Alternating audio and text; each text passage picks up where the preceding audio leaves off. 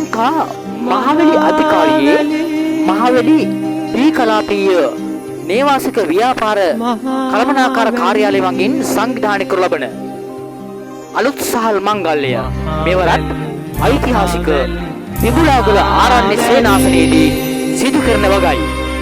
ඓතිහාසික තිබුණාගල ආරණ්‍ය සේනාසනාධිපති පූජ්‍ය තිබුණාගල රාහුලාලංකාර නාහිමියන්ගේ අනුශාසකත්වයෙන් පොළොන්නරු දිස්ත්‍රික් රාජ්‍ය ආයතන සහ රාජ්‍ය නොවන සංවිධානවල සහභාගීත්වයෙන් ශ්‍රී ලංකා මහවැලි අධිකාරියේ මෙහෙයවීමෙන් අප්‍රේල් 3 වෙනිදා සර්ව රාත්‍රික පරිත්‍රාණ ධර්ම දේශනය අප්‍රේල් 4 වෙනිදා අලුත් සහල් මංගල්‍ය සිදු කිරීමෙන් අනතුරුව සර්ව රාත්‍රික පරිත්‍රාණ ධර්ම දේශනයේ පිරිත් පැන් මාදුරුවේ ජලාශයට මුසු කරන වගයි.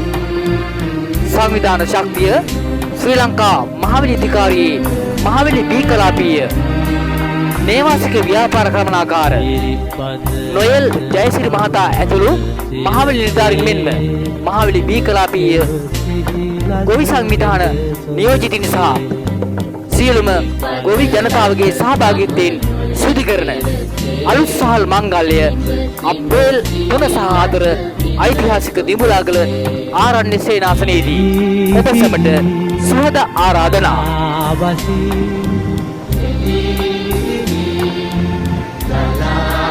දිඹුලාගල ආරණ්‍ය සේනාසනයේ වාර්ෂිකව සිද්ධ කරන අලුත් සහල් මංගල්‍ය මෙවරත් ශ්‍රී ලංකා මහවැලි අධිකාරියේ නේවාසික ව්‍යාපාර කළමනාකාරතුමන් හා කොට්ටාශ කළමනාකාරවරුන් ඇතුළු ශ්‍රී ලංකා මහවැලි අධිකාරියේ නිලධාරී මහත්මීන් හා මහවැලි දී කලාපයේ ව්‍යාපාර කමිටුවේ සභාපතිතුමා කොට්ටාශ ගොවි සංවිධාන සභාපතිතුමා ගොවි සංවිධාන වල සියලුම සභාපති නිලධාරීන් පිරිසගේ එකතුවෙන් හාල් කිලෝ 500ක් පුරවන්න පුළුවන් පාත්‍රයක් මේ හැම ගොවි සමාජිකයෙක්ම රුපියල් 100 ගාන එකතු කරලා ලක්ෂ 29ක පාත්‍රයක් 3 වෙනි අප්‍රේල් මාසයේ 3 වෙනිදා දිඹුලා ආරණ්‍ය සේනාසනයට රිය පෙරහැරකින් රැගෙන එනවා.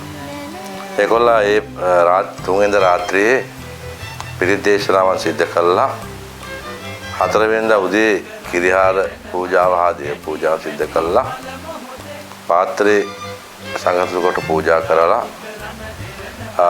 ඊට පස්සේ මේ අලුත් සහල් වලින් මේ පාත්‍රේ පුරවලා ඒ කටයුතු අවසන් කරලා ඉවරලා ගෞරවනීය මහා සංඝරත්නය ශ්‍රී ලංකා මහවැලි අධිකාරියේ නේවාසික ව්‍යාපාර කළමනාකතුමන් ඇතුළු ගොවි සංවිධාන මාදුරුවේ ජලාශයට පිරිත් පැන් මුදා හැරීම සිද්ධ කරනවා.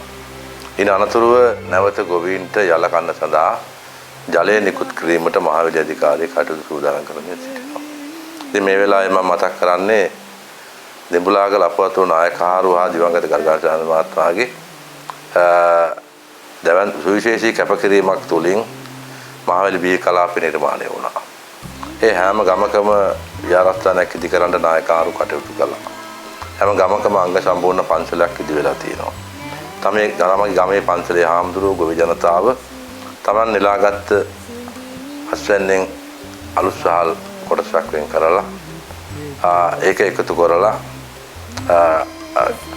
කිරිහාර පූජාව දේව පූජාව සිද්ධ කරලා දිඹුලාගල මුල් කරගෙන පිරිවම් පහක් තියෙනවා. මේකට පූජාවෙන් පස්සේ දාන සඳහා ආහාර පූජා කරලා බක් මාසයේ අලුත් අවුරුද්දේ කුඹුරක් පිටියක් නැති අහිංසක පවුල් ටිකක් තෝරගෙන ඇයට සහල් ලබා දීම ඉදිරි අතිරික්තයක් තිබුණොත් අපි ඒකාබද්ධ දායක සභාවක් පිටවල තියෙනවා.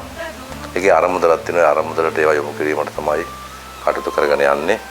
ඉතින් මේක මහා ලොකු පින්කමක්. මේ පින්කමට හැම ගොවියෙකුම අඩුම හාල් මේ අවුරක් මේකට දායක කර ගැනීම මේ බුද්ධ භෝගයත් එක්ක ඉන්න අයගේ වගකීමක් යුතුකමක් කියලා මම දකිනවා. මොකද මුලින් රුපියල් 100කින් පාත්‍රයක් හදනවා කියනකොට කට්ටිය ටිකක් මේ පිළිබඳව ටිකක් මැලි බවක් තිබුණා. ගොවි සංවිධානවල තිබෙන සුවිශේෂී අත්වල බැඳ ගැනීම දින හයිය සනාථ කරමින් ලස්ස 29ක් එකතු කළා රුපියල් 100 ගානේ. අද ගොවීන්ගේ අලුත් සහල් පුරවන්න පුළුවන් හාල් කිලෝ 500ක පාත්‍රයක් මම හිතන්නේ දී කලාපේ ගොවීන්ට පමණයි තියෙන්නේ. මේක මහා ලොකු අභිමානයක්. එතකොට ඒක තියෙන්නේ ඓතිහාසික පින්බිමක දිඹුලාක. ගොවි ජනතාවගේ අස්වැන්නෙන් පුරවන්න බුද්ධ භෝගී. ඉතින් ගොවීන්ට කවදාකවත් වරදින්නේ නැහැ මේ වගේ ආගම දහමත් එක්ක කටයුතු කරනකොට. ඉතින් ඒ වෙනුවෙන් අපි මහා සංඝරත්නයේ විදියට අපි දිඹුලාලා ආදේශනාසනය කේන්ද්‍ර කරගෙන තරුණනේ ආශිර්වාද ප්‍රාර්ථනා කරනවා ලබන්නා වූ නව වසර අලුත් අවුරුද්ද සෞභාග්‍යමත් වර්ෂයක් බවට පත් වේවා.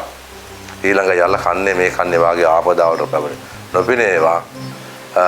සාරවත් මේ රටට බත සපයන මේ රටේ ජනතාවට කන්න දෙන මහා ලොකු පින්කමක් කරන කෙනෙක් තමයි ගොවියා කියලා කියන්නේ. ඉතින් ඔබට ලබන අවුරුද්දේ මේ වර වාගේ අකරදැබ්බයන්පත් නොවි මේ රටේ ජනතාවට බත සපයන්න තුරුණේ ආශිර්වාද ප්‍රාර්ථනා කරනවා. තෙරුවන් සරණයි. ලක්වැසියන් කෙරෙහි නැමි අරහත් මහ මිහිඳු හිමි පෙව්වේ උතුම් සදහම්මි පුත නුඹටත් පොවමි එමි. ජාතිය රන් විමනක් වේ ආගම මිනි පහනක් වේ එය රැක ගන්නට මෙලොවේ සමත් වෙතොත් පුත නුඹ වේ.